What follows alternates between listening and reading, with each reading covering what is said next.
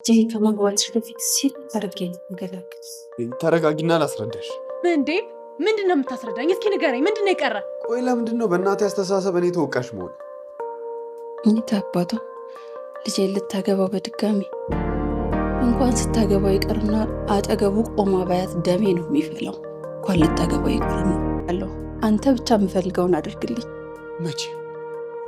መቼም የምወዳትን እህቴን የልቤን አዴን በዚህ ገንዘብ አልቀይራትም። ኧረ ጥጋብ አልታዘዝም እያልከኝ ነው? በእንዲህ ያለ የሰይጣን ተግባር እህቴን አልጎዳትም። ለገንዘብ ብዬ እህቴን አልሸጣት።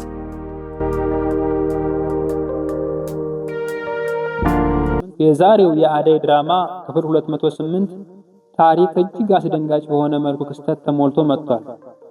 በተለይ በአደይ በዴቭና በወይዘሮ አልማዝ መካከል ያለው ፍጥጫ አዲስ መልክ ይዟል። ፍቅር መከራ ነው ወይስ የደስታ ምንጭ? ዛሬ በአደይ ድራማ ላይ የምናየው እውነታ የብዙዎቻችን ልብ የሚሰብር ነው። አንዳንዴ ፍቅር ልክ እንደ ሻማ ነው፣ ለሌሎች ብርሃን ለመሆን ሲል ራሱን ያቀልጣል እንደሚባለው። አደይ በቤተሰብ ሸፍትና ክህደት መካከል ሆና የምታሳልፈው መከራ አሁንም ቀጥሏል።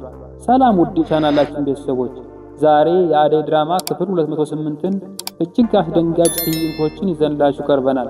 በዛሬው ክፍላችን የሰው ልጅ ክፋትና ጭካኔ ምን ያህል ጥግ ሊሄድ እንደሚችል ያየንበት፣ በተቃራኒው ደግሞ የህሊና ድምፅ ከገንዘብ በላይ መሆኑን የመሰከርንበት ልዩ ትንታኔ እንመለከታለን። ታሪኩ የሚጀምረው አደይ በዴቭ እናት በደረሰባት ከፍተኛ ስድብና እንግልት ክፉኛ አዝና ስሜቷ ተጎድቶ በነበረበት ሰዓት ነው።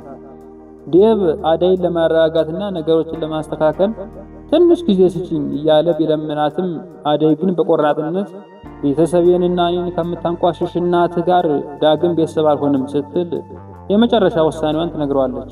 ተመልከቱት የዚህ ልጅ ምስኪን ልጅ ስቃይ። የሚወዳትን ልጅ ለማግኘት ከገንዛ ቤተሰቦቹ ጋር ጦርነት ውስጥ ገብቷል። ልብ አንዴ ከተሰበረ በኋላ የሚጠገነው በቃላት ሳይሆን በቆሰለው ፍቅር መስዋዕትነት ነው። ዴቭ በእናቱና በአደይ መካከል ተወጥሮ ግራ መጋባቱ አደይ በዴቭ ላይ የነበራትን እምነት እንዲላላ አድርጎታል። ውድ ተመልካቾቻችን፣ በሌላ በኩል ደግሞ ልቡ በክፋት የደነደነውን እናቱን ወይዘሮ አልማዝን ተመልከቱ። አልማዝ አደይ ለልጇ እንደማትመጥንና ሰራተኛ መሆኗን ደጋግማ በመጥቀስ ለዴቭ ሌላ የሚመጥነውን ሚስት እንዳዘጋጀችለትና በሳምንት ውስጥ ሰርጋቸውን እንደምትፈጽም ስትዝት እንመለከታታለን። ሀብት የሰውን ኑሮ ሊቀይር ይችላል እንጂ የሰውን ማንነት አይቀይርም። እናት ለልጇ ጥላ እንጂ መከራ ትሆናለች ብለን አንገምትም ነበር። የእሷ ተግባር ግን ከእናትነት በላይ የሆነ ጭካኔን ያሳየናል። አልማዝ ያሰበችው እንዲሳካላት አደይን የሚጎዳላት ሰው መፈለግ የጀመረችው እዚሁ ጋር ነበረ። ውድ ተመልካቾቻችን፣ ወደ አሹ ስንመለስ አልማዝ የአደይ ወንድም መሆኑን ሳታውቅ አደይን ቆንጠጥ አድርጎ እንዲያስፈራራላትና ከዴቭ እንድትርቅ እንዲያደርግላት የገንዘብ ድርድር ታቀርብታለች። አሹ ግን በሚገርም ሁኔታ ማንነቱን ሳይገልጽላት ለገንዘብ ብዬ ክብሬንና የምወዳትን እህቴን አልሸጥ፣ እንዲህ ያለ ሰይጣን ተግባር አልፈጽም በማለት በቁጭት ጥሏት ይወጣል። ይህ ምስኪን ወጣት ለገንዘብ ሳይሆን ለህሊናው በመገዛቱ ለሁላችን ትልቅ ትምህርት ሰጥቶናል። ድህነት በኪስ እንጂ በህሊና አይደለም እንደሚባለው አሹ በዛ በጨለማ ቤት ውስጥ የፈነጠቀ ትልቅ የብርሃን ተስፋ ሆኗል። ውጥረቱ የነገሰበት ትዕይንት ደግሞ ዴቭ በእናቱ ፊት ቆሞ ፈቀዳችሁም አልፈቀዳችሁም አደይ ሚስቴ ናት፣ አገባታለሁ ብሎ ሲናገር ነው። ይህንን የሰማችው አልማዝ በድንጋጤ ራሷን ስታ ትወድቃለች። የክፍሉ ማጠቃለያ ግን እጅግ ልብ አንጠልጣይ ነበር።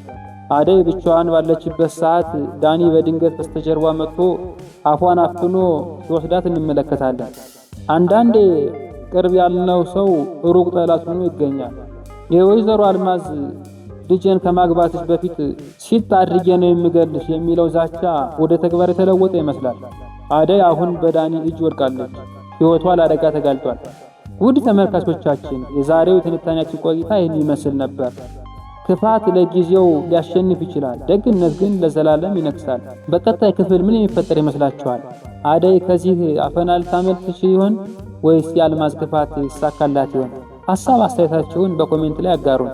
ቪዲዮን ከወደዳችሁት ላይክ በማድረግ ለሌሎች እንዲደርስ አግዙ።